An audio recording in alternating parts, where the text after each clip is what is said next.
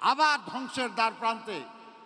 সেই বিধ্বস্ত অর্থনীতি, সেই বিপর্যস্ত রাজনীতি, এটাকে পুনরায় গড়ার দায়িত্ব নিয়েছিলেন দেশনেত্রী বেগম খালেদা জিয়া। পুনরায় তিনি সেটা পুনর্গঠন করেছিলেন। আজকেও তেমনি আর একটা দুঃসময় আমরা অতিক্রম করছি।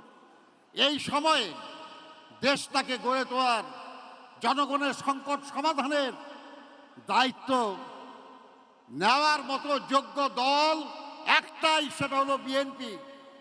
আর সেই দলের সরকারের নেতৃত্ব দেওয়ার সবচেয়ে যোগ্য মানুষের নাম তারেক রহমান। আসুন আমরা আগামী দিনে দেশের জন্য, দেশের জনগণের জন্য, আমাদের সন্তানদের ভবিষ্যতের জন্য আমরা এই দেশটাকে সমৃদ্ধ করার লক্ষ্যে তারেক রহমান সাহেবকে সমর্থন করি, বিএনপিকে সমর্থন করি, ধানের শীষকে সমর্থন করি। আপনাদের সবাইকে ধন্যবাদ। আল্লাহ হাফেজ। বাংলাদেশ জিন্দাবাদ।